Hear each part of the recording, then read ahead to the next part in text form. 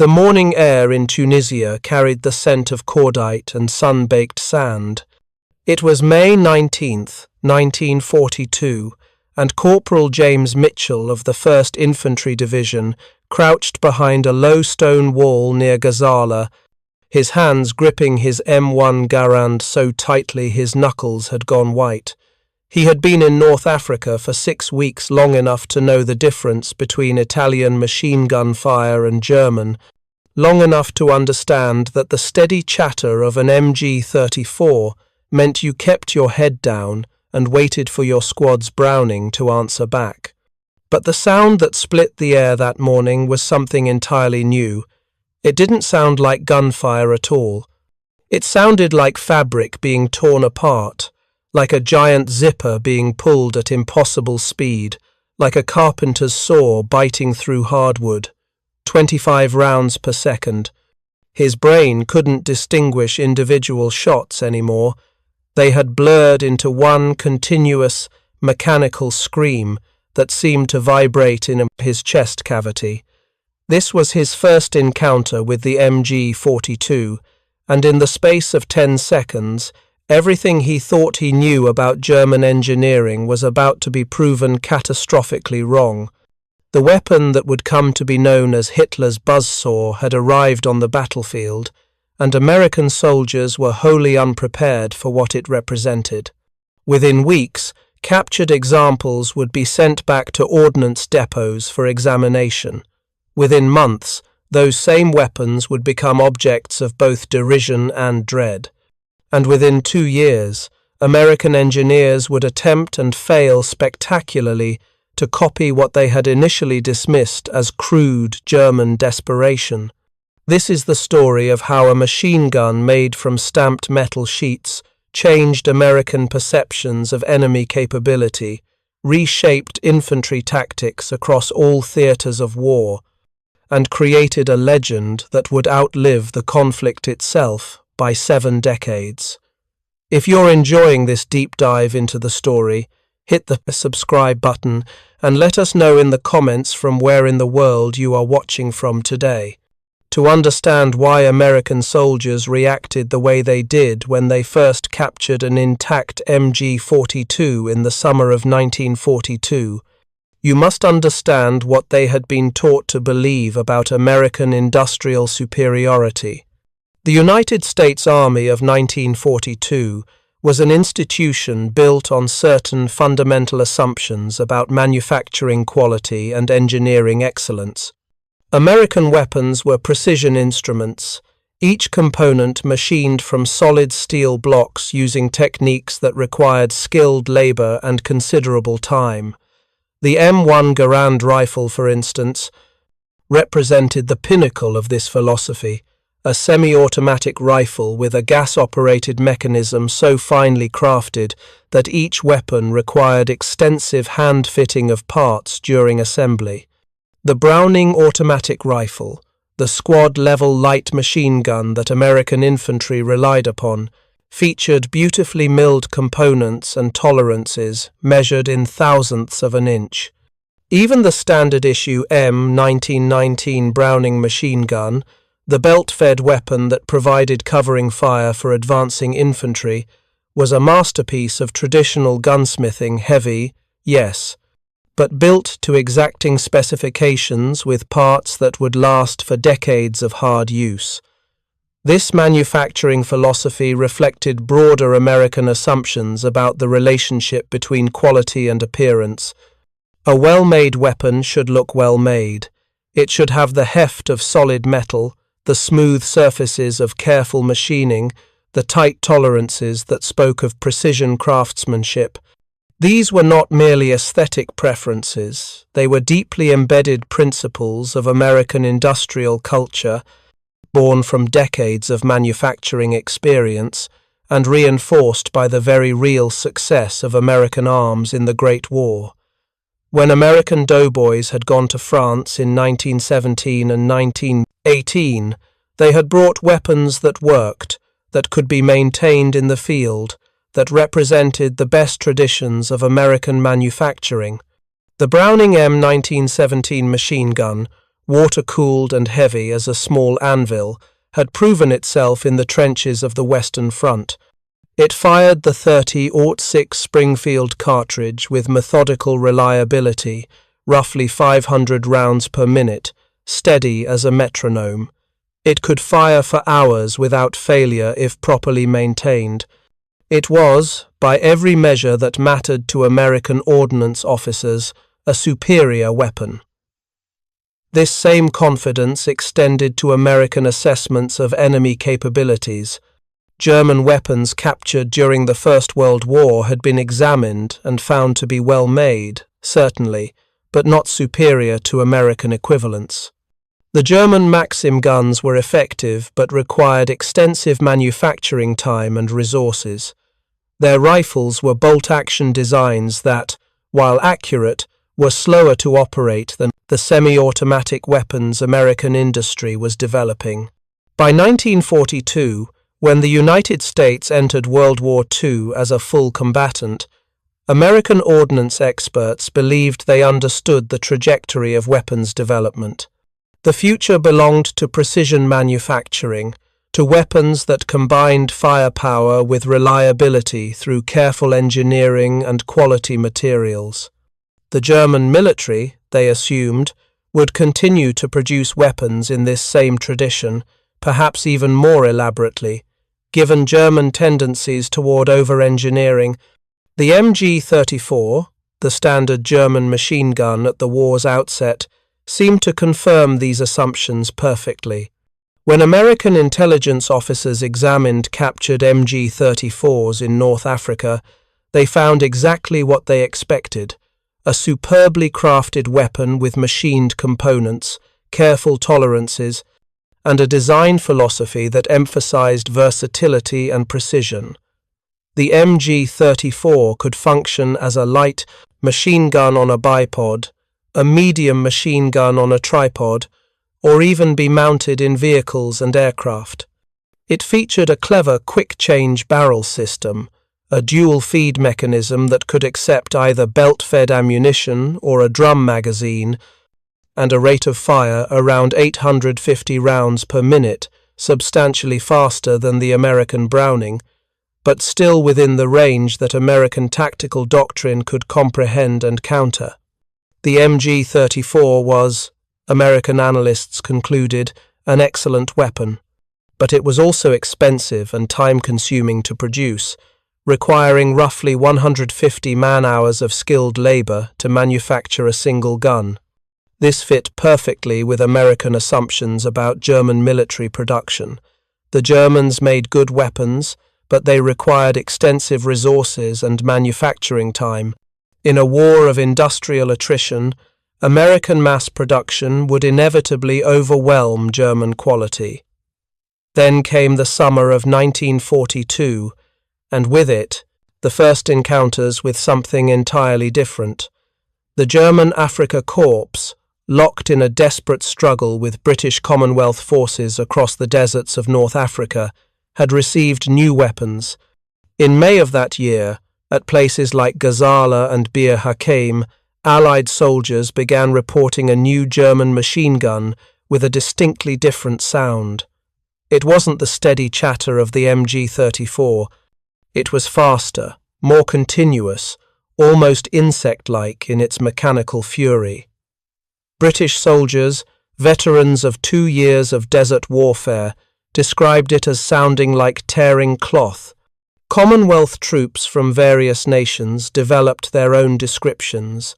The Australians called it Spandau, mistakenly believing the name stamped on captured weapons referred to the manufacturer rather than a Berlin district where some were produced.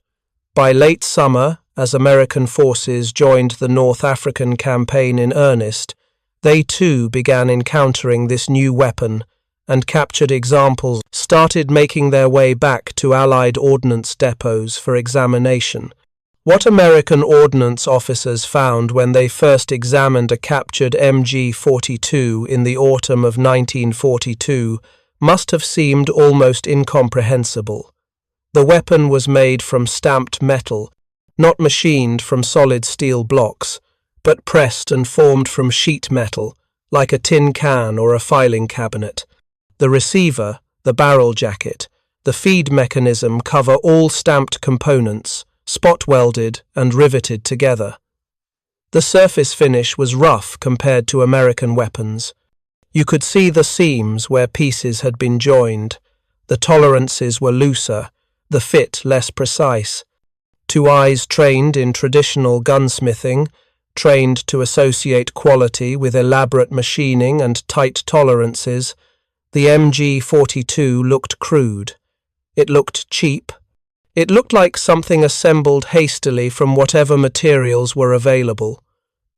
One ordnance report from this period, written by an American captain, examining a captured specimen, noted with evident disdain that the extensive use of stamping, riveting, and spot welding gives the gun a less finished appearance than that of the MG34. The implication was clear. This was a weapon born of German desperation, a corner-cutting response to material shortages and production bottlenecks. This initial assessment spread rapidly through American military circles. Soldiers in the field, shown captured MG42s by intelligence officers, reportedly laughed at the crude construction.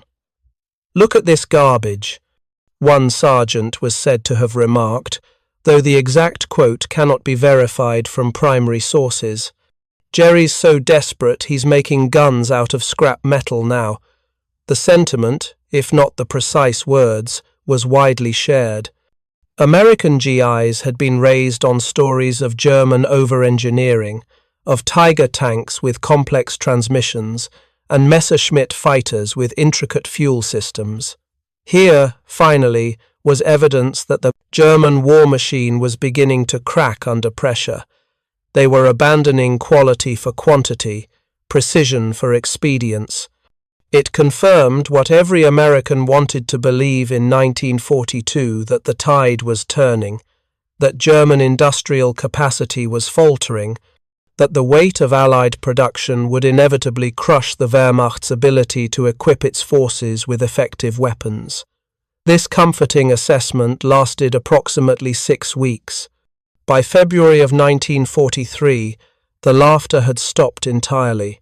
American ordnance authorities had conducted extensive testing on captured MG42s, firing thousands of rounds under controlled conditions, measuring performance characteristics, analyzing failure modes, and comparing capabilities to American equivalents.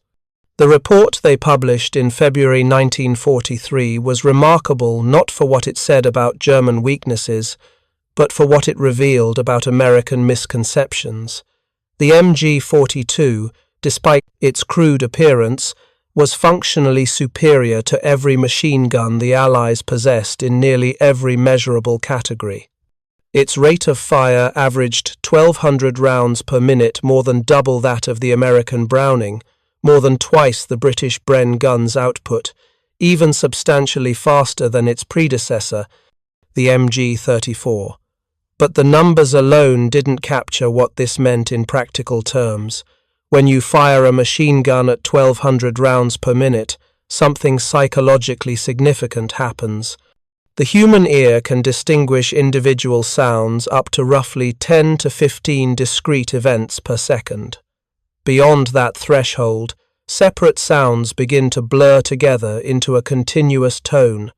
The MG42 fired 20 rounds per second. Your brain simply could not process it as individual shots. Instead, you heard one long, continuous noise, that distinctive tearing sound, that buzzsaw roar that would become the weapon's defining characteristic. For soldiers on the receiving end, this created an effect unlike any other weapon on the battlefield. You couldn't count the rounds. You couldn't estimate the firing pattern. You couldn't use auditory cues to judge when the gunner might need to reload or when a burst would end. It was continuous mechanical violence, and it shaped everything about how infantry approached German positions. Moreover, The testing at Aberdeen Proving Ground and other American ordnance facilities revealed that the crude construction actually provided unexpected advantages. The loose tolerances that looked like poor craftsmanship. They meant the weapon could function reliably in conditions that would jam more precisely made guns. Sand, mud, extreme cold, extreme heat, the MG42 kept firing. The stamped metal construction that seemed cheap, it meant the weapon could be produced in 75 man-hours instead of the MG34's 150 hours, a 50% reduction in manufacturing time. It required only 27.5 kilograms of raw materials instead of 49 kilograms, a 44% reduction.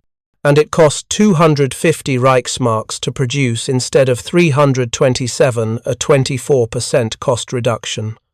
The Germans hadn't abandoned quality for quantity.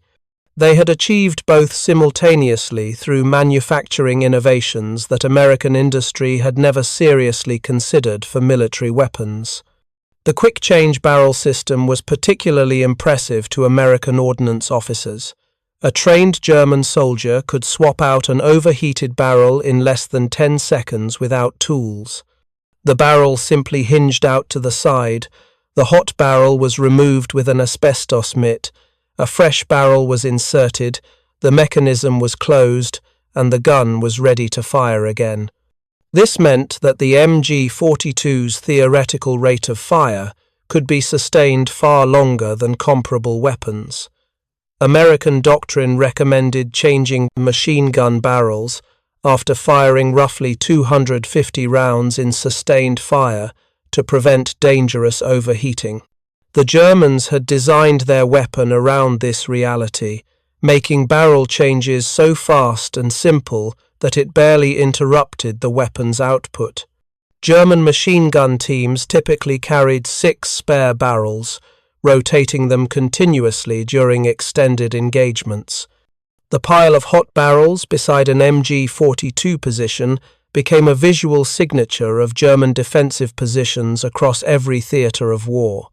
But perhaps most disturbing to American tactical thinkers was what the MG42 revealed about German infantry doctrine. American and British military theory in 1943 emphasized the rifleman as the primary infantry weapon. Machine guns provided supporting fire, covering fire to allow rifle squads to maneuver, suppressive fire to keep enemy heads down while riflemen advanced. The machine gun was a support weapon, important certainly, but secondary too. The rifles that actually decided infantry engagements. German doctrine, particularly as it evolved after the introduction of the MG42, was precisely the opposite. In German infantry squads, the machine gun was the primary weapon. Everything else existed to support it. The rifleman's job was to carry extra ammunition for the machine gun, to protect the machine gun crew, to maneuver so that the machine gun had clear fields of fire. This wasn't merely theoretical. Captured German training manuals made it explicit, and battlefield observations confirmed it. German infantry squads maneuvered around their machine gun positions. On defense, they sighted their positions to provide interlocking fields of fire for their MG42s. On offense, they used the overwhelming suppressive fire of the MG42 to pin down defenders, while small assault groups maneuvered to close range.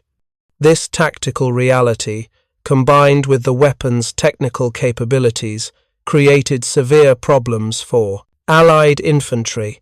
Consider the experience of a typical American rifle squad approaching a German defensive position in Italy or France in 1943 or 1944.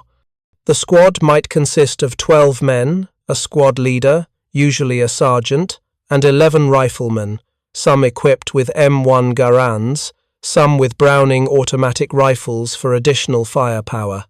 Their job was to close with and destroy the enemy, to seize and hold ground, to accomplish the fundamental task of infantry warfare.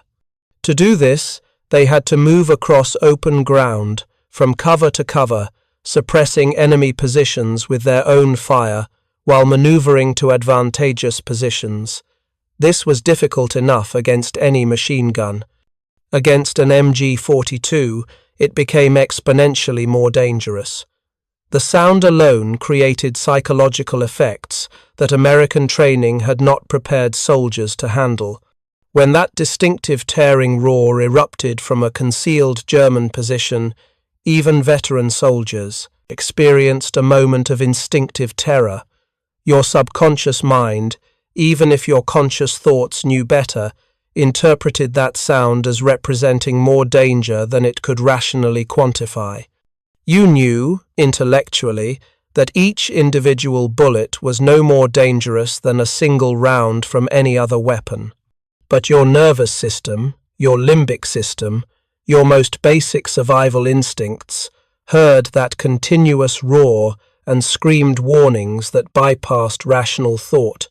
Green replacements, new soldiers experiencing their first combat, sometimes froze entirely when they heard an MG42 open fire. They would drop flat and refuse to move, paralyzed not by cowardice but by sensory overload, by a sound their brains interpreted as representing impossible levels of threat. Even experienced soldiers found the MG42 psychologically taxing in ways that other weapons were not. A veteran infantry sergeant, interviewed in Sicily in 1943, described the experience this way: "It's the speed that gets you. With our Brownings, you can count the shots, you can feel the rhythm. You know when a burst is ending, when they might be reloading. With the German gun, there's no rhythm. It's just continuous. You can't count it, can't predict it. You just know there's more lead in the air than you can possibly dodge, and you better find good cover fast." This psychological component became so significant that the United States War Department took the extraordinary step of producing a training film specifically designed to reduce soldiers' fear of the MG42. War Department Film Bulletin No. 181, Automatic Weapons, American versus German, was released in 1944, intended for screening to troops preparing for deployment to the European theatre. The film is fascinating less for what it says than for what its very existence reveals about the severity of the problem. The narrator's tone throughout is determinedly reassuring, almost condescendingly so. Their bark is worse than their bite, he intones at one point, as if the distinctive sound of an MG42 were merely an audio curiosity rather than the audible signature of devastating firepower. The film shows a dramatized scene, a young replacement soldier experiencing his first combat action, participating in an attack on a German position defended by an MG42. The replacement is visibly frightened when he hears the weapon's characteristic roar. The narrator comments, "Listen to that, fast. That thing sprays a lot of lead."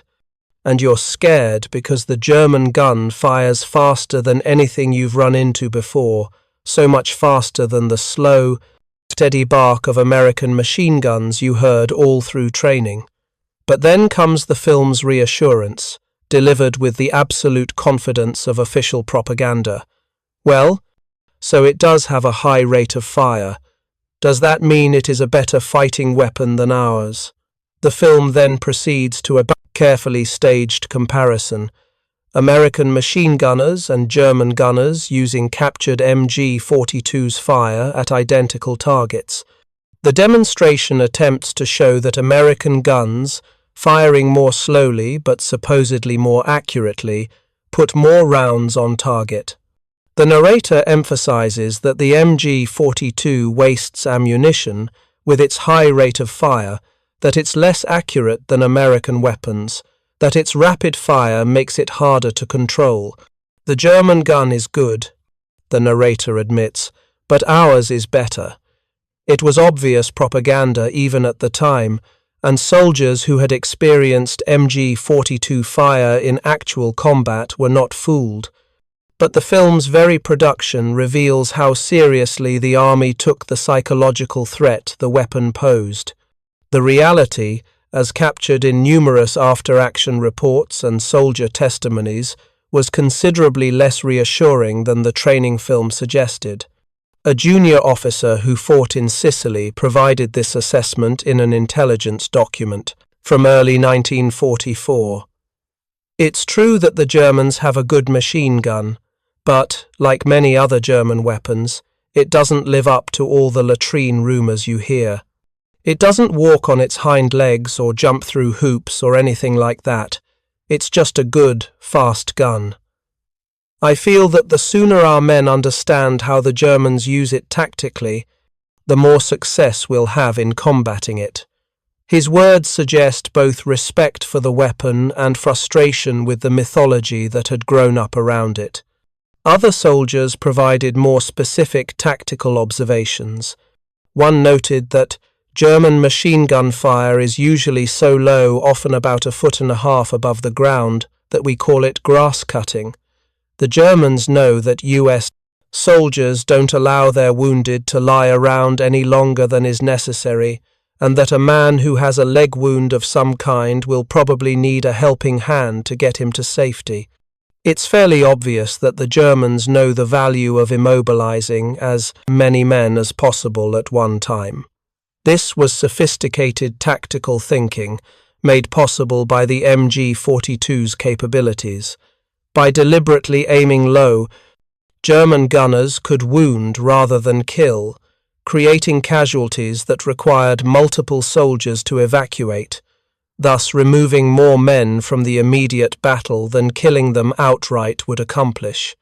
It was coldly efficient, and it worked because the weapon could maintain such devastating volumes of fire that wounded men couldn't be safely recovered until the gun position was neutralized.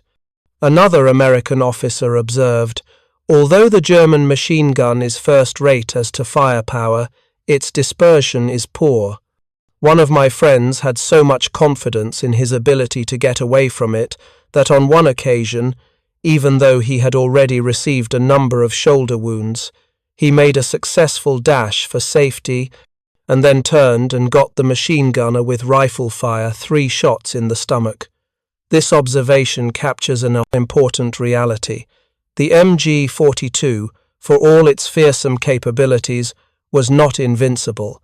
Its high rate of fire meant it burned through ammunition rapidly, creating resupply problems. Its accuracy from a bipod-mounted position was limited. A cool-headed soldier who understood the weapon's characteristics and limitations could exploit those weaknesses. But acquiring that cool-headed understanding required surviving multiple encounters with the weapon, and many soldiers did not. The casualty statistics tell their own story. While exact figures attributing deaths to specific weapons are impossible to determine, analysis of wound patterns and battlefield reports suggests that German machine guns, particularly the MG42, accounted for a disproportionate number of Allied casualties in the European theatre. One study of American casualties in Normandy found that roughly 70% of wounds were caused by artillery and mortar fragments, with the remaining 30% roughly evenly divided between small arms fire and other causes. But within that small arms category, wounds inflicted during assaults on defended positions, precisely the situations where German machine guns were most effectively employed, predominated. The MG42 shaped how infantry combat was conducted in ways both obvious and subtle. The weapon's influence extended beyond immediate tactical considerations to fundamental questions of industrial production and engineering philosophy. By late 1943, American ordnance authorities were forced to confront an uncomfortable reality. The Germans had achieved something American industry had not seriously attempted. They had created a weapon that was simultaneously cheaper, faster to produce, more reliable under adverse conditions, and more effective in its primary role than anything the United States military possessed. This realization prompted serious discussions about whether American industry should attempt to replicate German manufacturing techniques. The result of those discussions was the T-24 machine gun project, an attempt to reverse engineer the MG42 for American use that would become one of the most embarrassing failures in U.S. ordnance history. The project began in earnest in early 1943, following the publication of the first comprehensive American assessment of the MG42. The report, based on extensive testing at Aberdeen Proving Ground and other facilities, noted that the quick barrel changing and belt feed systems were considered some of its best design features. The U.S. Army wanted to manufacture this general-purpose machine gun because it was lighter and simpler to make than other American light and medium machine guns. The decision was made to convert several captured MG42s to fire .30-06 Springfield ammunition, the standard American cartridge, and use those conversions as the basis for American production. The contract went to Saginaw Steering Gear, a division of General Motors with extensive experience in precision manufacturing and wartime production conversion. If anyone could successfully reverse engineer a German weapon, it should have been Saginaw. They had the manufacturing expertise, the engineering talent, the resources, and captured examples of the weapon to study. The engineers at Saginaw began their work with confidence. They stripped down captured MG42s, measured every component, analyzed the metallurgy, studied the operating mechanism, and set about creating American versions chambered for .30-06 ammunition. The design was modified as minimally as possible to maintain the weapon's essential characteristics while adapting it to American ammunition. 2 prototype weapons were produced, designated T-24. They looked nearly identical to the German original, featuring the same stamped steel construction, the same roller locking mechanism, and the same quick change barrel system. On paper, the T-24 should have worked. In practice, it failed spectacularly. Testing began in January of 1944 at Aberdeen Proving Ground in Maryland. The first prototype was loaded with a belt of .30-06 ammunition, and an ordnance specialist pulled the trigger. The gun fired exactly 1 shot. Then it jammed, failing to eject the spent cartridge case. The testers cleared the malfunction and tried again. 1 shot, jam. The weapon simply refused to function. The second prototype performed slightly better. It at least managed to fire multiple rounds before experiencing failures, but it was plagued by constant ejection problems and feeding difficulties.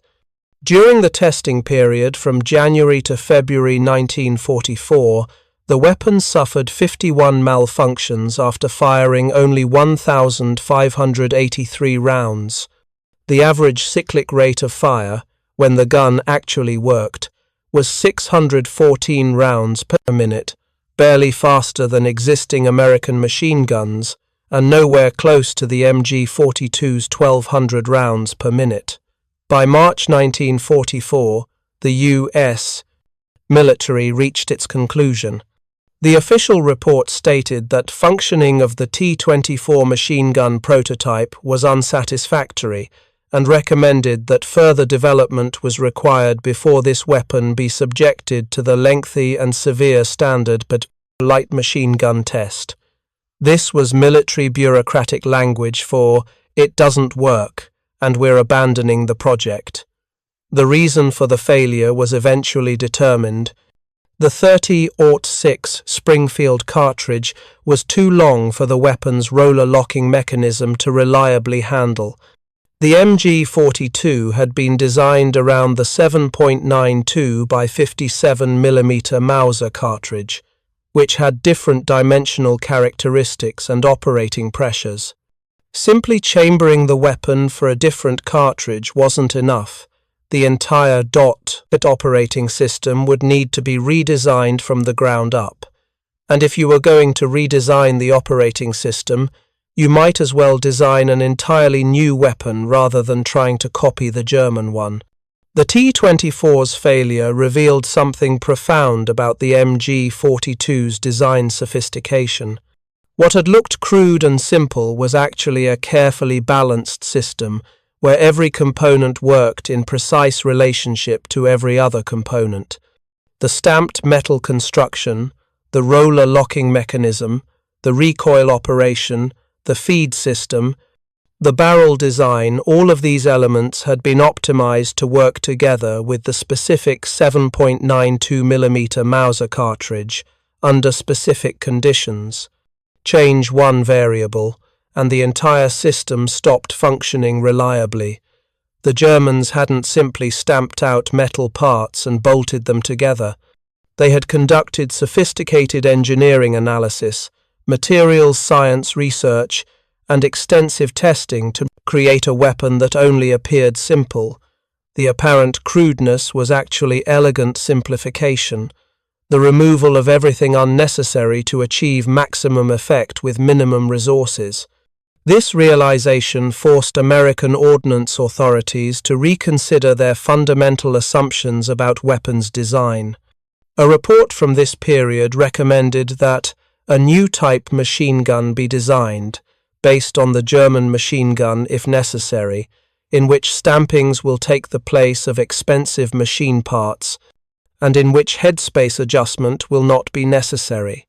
A gun patterned after the German machine gun is adaptable to mass production methods of manufacture and can be turned out at a fraction of the cost and in greater quantity. The recommendation also suggested consideration should be given to the design of a gun with an adjustable rate of fire, which can be varied between that of the Browning and of the German machine gun. These recommendations would eventually influence post-war American machine gun development, but they came too late to affect World War II production. Meanwhile, on battlefields across Europe, American soldiers continued to face the MG42 under increasingly desperate circumstances. The weapon reached its peak deployment in 1944, when Germany was defending on all fronts and needed maximum defensive firepower from minimum personnel. That year, German industry produced 211,806 MG42s, the highest annual production of the war. These weapons flooded into German units across the Eastern Front, in Italy, in France, defending every position that the Wehrmacht sought to hold. The MG42 became ubiquitous, the signature sound of German defensive tactics from the ruins of Cassino to the hedgerows of Normandy to the frozen forests of the Ardennes. The weapon's effectiveness in defensive roles was particularly notable at Monte Cassino in Italy, where German paratroopers held Allied forces for nearly 4 months from January to May of 1944. The Fallschirmjäger, German airborne troops, were elite units trained in the aggressive use of automatic weapons. They transformed the ruins of the monastery and surrounding hills into a fortress, citing their MG42s to create interlocking fields of fire that covered every approach. Allied forces attacking up the steep slopes toward German positions had to cross open ground under sustained machine gun fire from multiple positions simultaneously. The casualty rates were appalling. Polish troops of the Second Corps, who finally captured the monastery in May, left 1,293 dead in the rubble, with another 4,000 wounded. While artillery and mortar fire inflicted many of these casualties, the testimony of survivors consistently emphasized the devastating effect of German machine guns in preventing movement across exposed terrain. If you find this story engaging, please take a moment to subscribe and enable notifications. It helps us continue producing in-depth content like this. The most famous or infamous employment of the MG42 came on June 6, 1944, during the Allied invasion of Normandy. On Omaha Beach, German defensive positions overlooked the landing zones from elevated positions on the bluffs.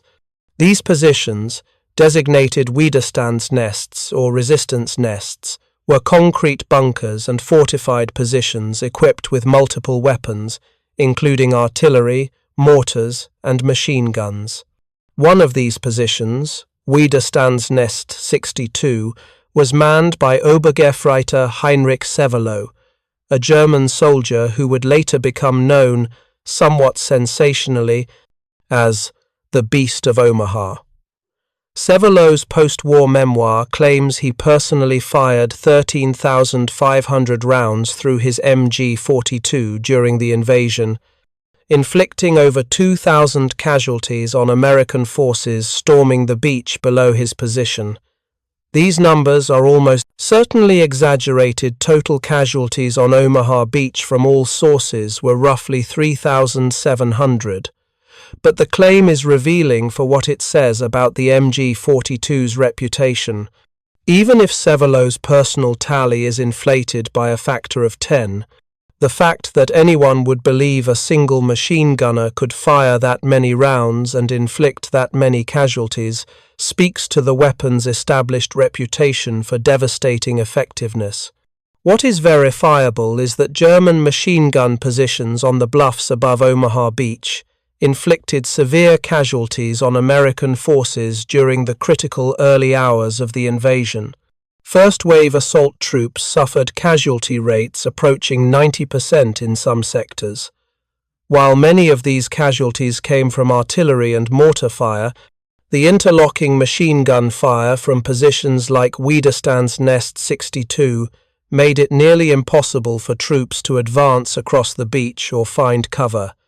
Contemporary accounts from American soldiers who survived Omaha Beach consistently emphasize the terror of being pinned down on open sand while German machine guns raked the beach. One survivor recalled, "The sound was everywhere. You couldn't tell where it was coming from, the bluffs, the bunkers. It seemed to come from every direction at once. That tearing sound, like the whole world was being ripped apart. Men were getting cut down before they even got off the landing craft ramps." Another described lying flat in the sand, trying to use bodies of dead soldiers for cover, while tracers from German machine guns formed an almost solid wall of fire above the beach. You could see the tracers. Every fifth round was a tracer, and there were so many of them it looked like a solid sheet of light. If you raised your head even 6 inches, you knew you were dead. The casualty toll on Omaha Beach, while caused by multiple weapon systems working in coordination, represented the MG42's effectiveness in its ideal tactical employment.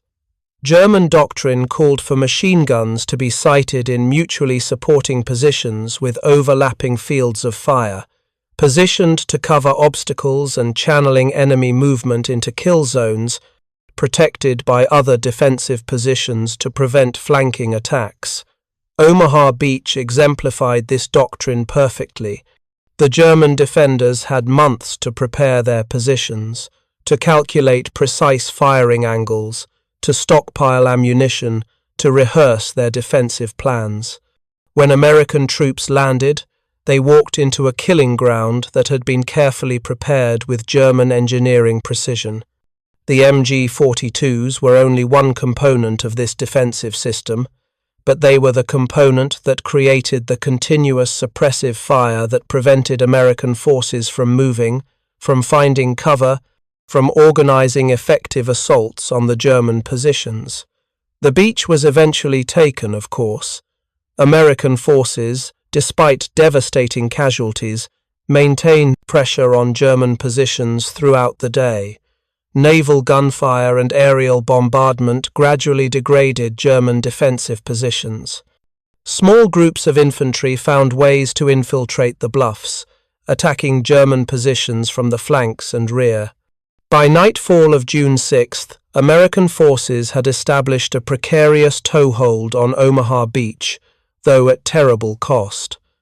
The lesson, if there was one, was not that the MG42 could be easily countered. It was that American forces could absorb casualties that would have broken other armies and continue attacking until German positions were overrun through sheer determination and material superiority. This pattern repeated itself across the European theatre throughout 1944 and into 1945. German forces, increasingly outnumbered and outgunned, relied on the MG42's firepower to compensate for their numerical inferiority. A well-sited machine gun position, properly supplied with ammunition and supported by other weapons, could hold up advancing Allied forces many times its size, at least temporarily. The Allied response was typically to call in artillery fire or airstrikes to suppress or destroy the German position, then advance under the cover of overwhelming firepower. This was effective but costly in time, in ammunition expenditure, and frequently in casualties. The alternative infantry assaults without preparatory fires was possible, but resulted in prohibitive losses. American soldiers developed various tactical responses to the MG42 threat. Small unit leaders learned to use terrain more effectively, to move from cover to cover rather than attempting to cross open ground, to coordinate suppressive fire from their own weapons, while maneuvering elements flanked German positions. The Browning automatic rifle, while slower firing than the MG42, was effective for suppressing individual machine gun positions long enough for riflemen to advance. Mortar. Teams learned to respond quickly when German machine guns opened fire, dropping high explosive rounds on suspected positions. Tank support, when available, provided both mobile cover for infantry and direct fire capability against fortified positions. None of these solutions eliminated the threat, they merely made it manageable, gave infantry squads a chance to close with and destroy German positions without being annihilated in the attempt. But the psychological toll remained significant throughout the war. Veterans of the European theatre carried memories of that distinctive sound for the rest of their lives. In the decades after the war, some would experience involuntary stress responses when they heard certain noises: a drill press, a sewing machine, fabric being torn, any sound that approximated that tearing roar. This was not weakness or cowardice. It was the entirely rational response of a nervous system that had been conditioned, through repeated exposure under life-threatening circumstances, to associate that specific sound with imminent death. Modern understanding of post-traumatic stress would recognize these responses as normal reactions to sustained combat exposure. In the 1940s and 50s, veterans simply lived with them, often in silence, understanding that no one who hadn't experienced that sound in combat could truly comprehend its psychological impact. The German military's own assessment of the MG42 was consistently positive throughout the war. Captured training manuals and after-action reports describe it as reliable, effective, and well-suited to German tactical doctrine. German soldiers appreciated its firepower, its reliability under adverse conditions, and its relatively light weight compared to other medium machine guns. At roughly 25 pounds, it was substantially lighter than water-cooled heavy machine guns while providing comparable firepower. The quick-change barrel system was particularly valued. German machine gunners could maintain sustained fire far longer than their Allied counterparts, without being forced to cease fire for barrel changes. The weapon's main drawback, acknowledged in German tactical doctrine, was its prodigious ammunition consumption. At 1,200 rounds per minute, even a short burst consumed more ammunition than Allied machine guns would fire in sustained bursts. This required German infantry squads to dedicate significant personnel to ammunition. carrying typically 3 riflemen in a 6-man machine gun crew carried nothing but ammunition, spare barrels, and tools. This ammunition consumption became increasingly problematic as German logistics deteriorated in the final year of the war. By late 1944, many German units were experiencing severe ammunition shortages. Machine gunners were instructed to fire shorter bursts, to carefully select targets, to conserve ammunition for critical moments. This reduced the MG42's effectiveness somewhat, but even with restricted ammunition, it remained a formidable weapon. A short burst of 20 or 30 rounds from an MG42, representing only 1 or 2 seconds of fire, still put more lead downrange than comparable bursts from Allied machine guns.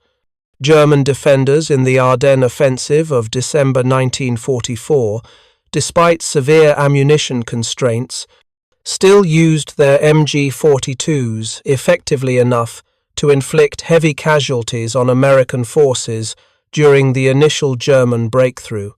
The weapon's influence on post-war military thinking was profound and lasting.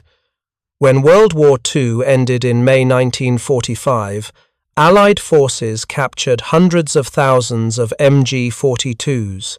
Many were simply destroyed as part of general disarmament, but many others were retained, studied, and eventually put into service by the armies of various nations. France adopted captured MG42s for use by French forces, rechambering some for French 8mm Lebel ammunition. Yugoslavia not only used captured weapons, but reverse-engineered the design and began domestic production of a near-identical copy designated the M53.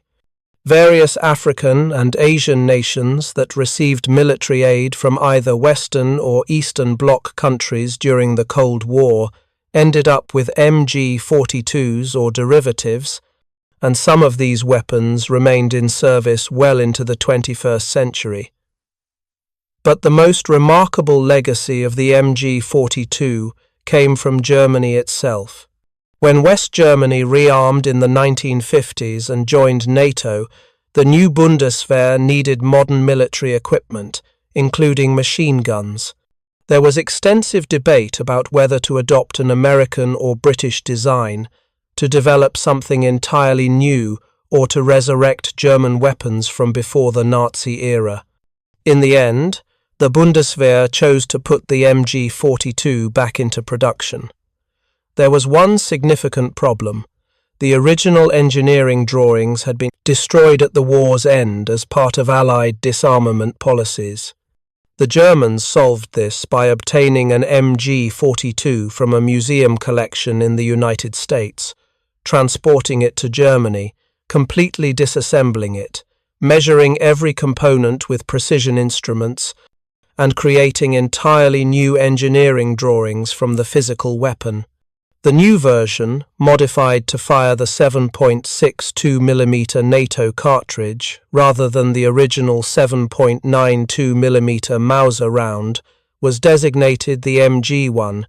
It was virtually identical to the wartime MG42 in all essential characteristics: same operating mechanism, same rate of fire, same quick-change barrel system, same basic design philosophy. Later versions incorporated minor improvements and were redesignated the MG1A3 and eventually the MG3.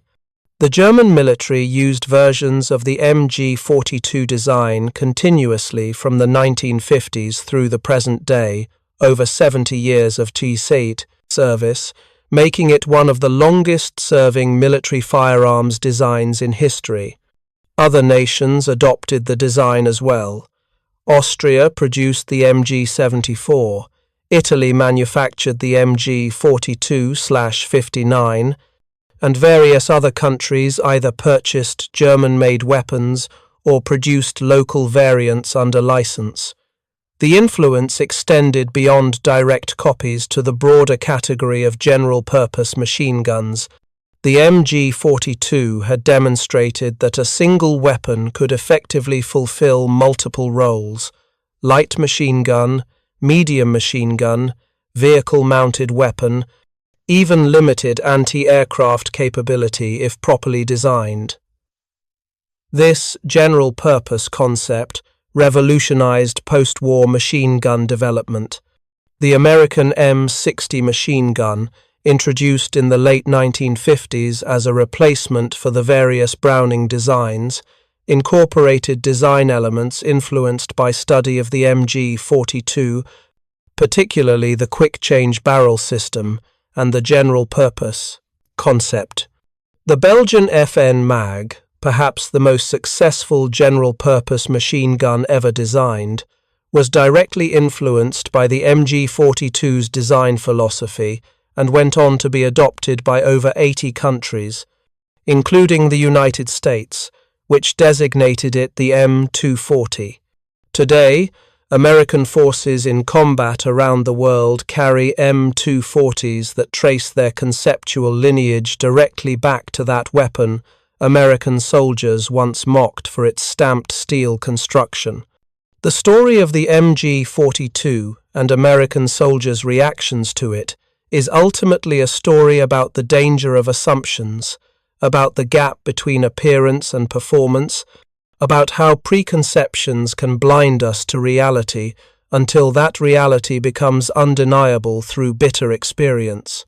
When American ordnance officers first examined captured MG42s in the autumn of 1942, they saw stamped metal and loose tolerances and concluded they were looking at evidence of German desperation and a declining quality. They were wrong. They were looking at sophisticated engineering that had achieved goals. American industry hadn't attempted creating a weapon that was simultaneously cheaper, faster to manufacture, more reliable, and more effective than supposedly superior traditionally manufactured designs. The Americans couldn't copy it successfully because it was far more sophisticated than it appeared, because the apparent simplicity was actually elegant complexity, because you can't reverse engineer intuitive manufacturing know-how by simply measuring dimensions. American soldiers in the field learned these lessons more directly and at higher cost. The man who laughed at stamped steel construction was, within weeks, diving for cover when that same stamped steel weapon opened fire on his position. The replacement soldier, who froze in terror at the MG42's distinctive roar if he survived, eventually learned to function despite that fear, learned to use terrain and tactics to minimize exposure, learned that the weapon, for all its fearsome capabilities, could be defeated by infantry willing to accept casualties and maintain pressure on German positions.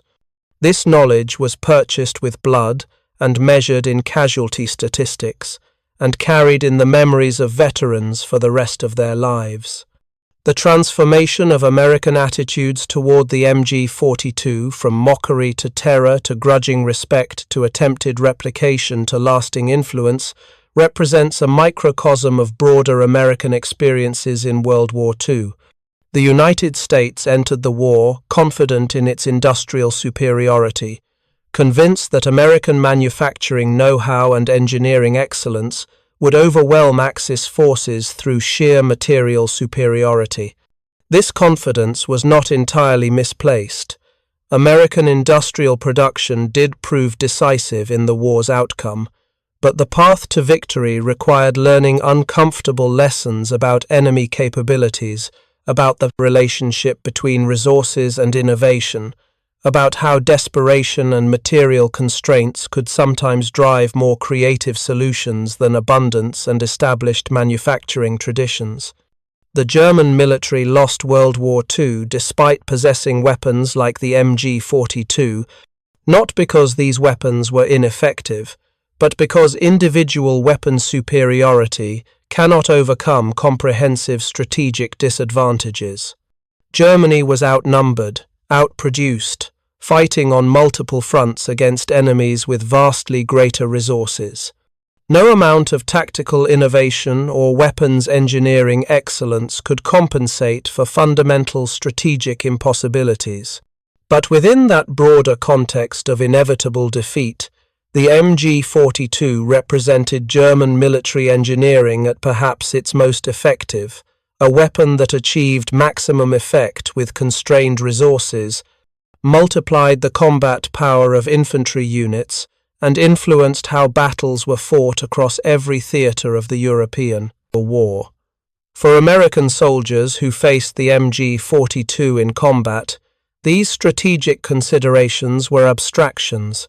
What mattered was the immediate tactical reality.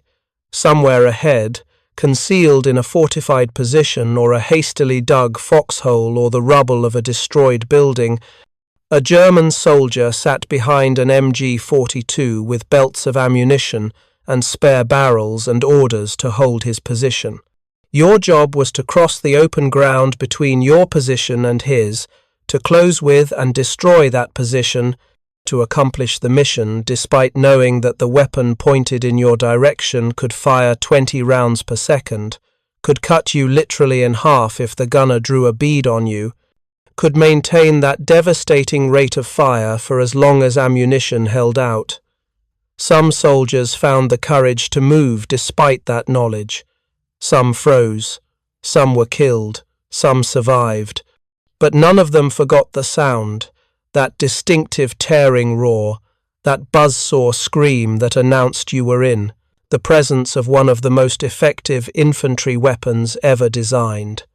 Private First Class Leonard Liniewski, an army truck driver, was driving through a recently secured area in Belgium in late 1944 when he spotted an abandoned MG42 in a field beside the road.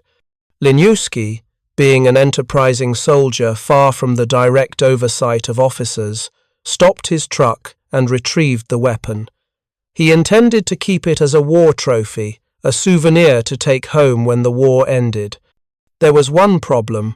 As a support soldier, Liniewski had no idea how to disassemble the gun for transport or storage. So he held onto the weapon, carrying it with him as his unit moved through Belgium and into Germany, until he eventually found a camp holding German prisoners of war. He convinced captured German soldiers, men who had used the weapon in combat, to show him how to properly break it down. That captured MG42, which Liniewski did eventually take home, is now part of the collection at the National World War II Museum in New Orleans, where visitors can examine it and reflect on its history. Think about what Liniewski's story represents. An American soldier wanted this weapon, not a Luger pistol, not a Nazi flag, not a helmet or bayonet or any of the other common war trophies, but specifically an MG42. He wanted it badly enough to keep it with him for weeks or months, despite the logistical inconvenience of carrying a 25-pound machine gun that wasn't part of his regular equipment. He wanted it badly enough to approach enemy prisoners of war and ask for their assistance. This wasn't the behavior of a man who viewed the weapon as crude German scrap metal.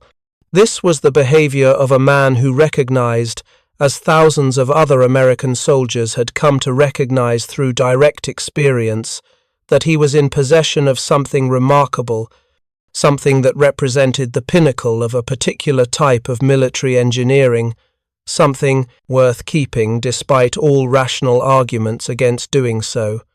Liniewski's impulse to acquire the weapon as a trophy was shared by thousands of other American soldiers.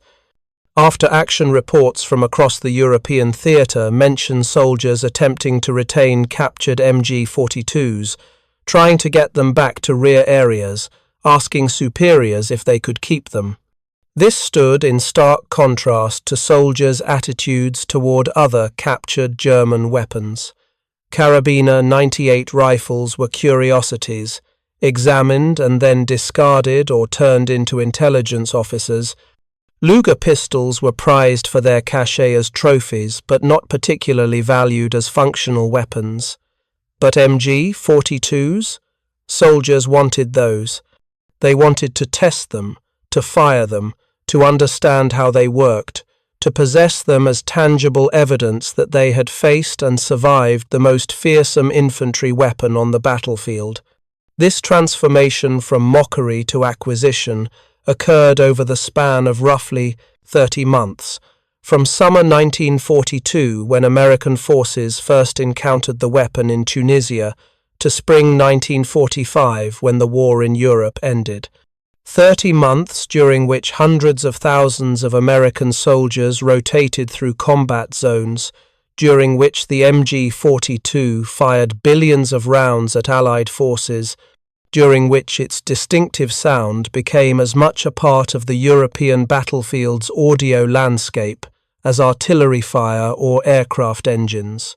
30 months during which American assumptions about German engineering capabilities underwent fundamental revision, forced by reality, paid for in casualties, proven in the failure of the T-24 project and the success of German defensive tactics built around the weapon.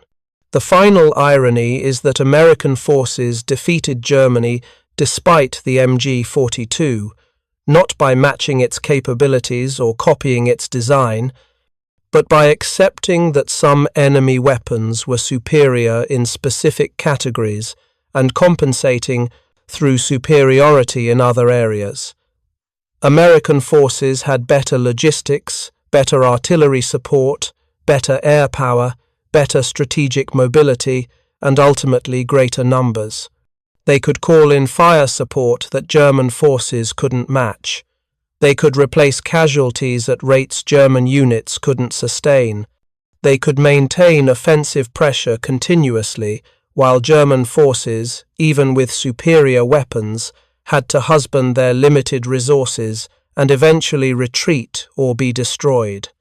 The MG42 was a magnificent weapon, perhaps the best machine gun of World War II, but magnificence alone does not win wars when your nation is outmatched strategically, industrially, and numerically.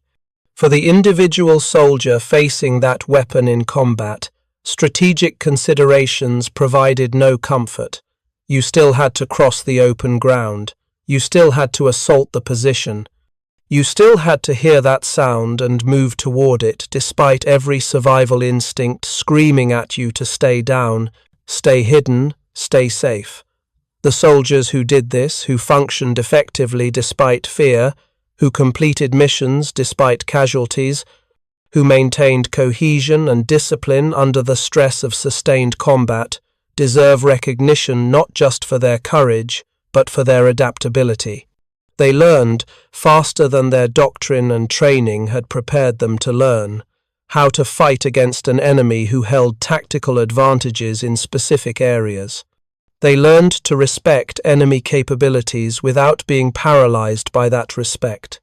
They learned that superior weapons could be overcome through superior tactics, through accepting necessary risks, through maintaining pressure even when casualties mounted. Thank you for reading. For more detailed historical breakdowns, check out the other videos on your screen now, and don't forget to subscribe.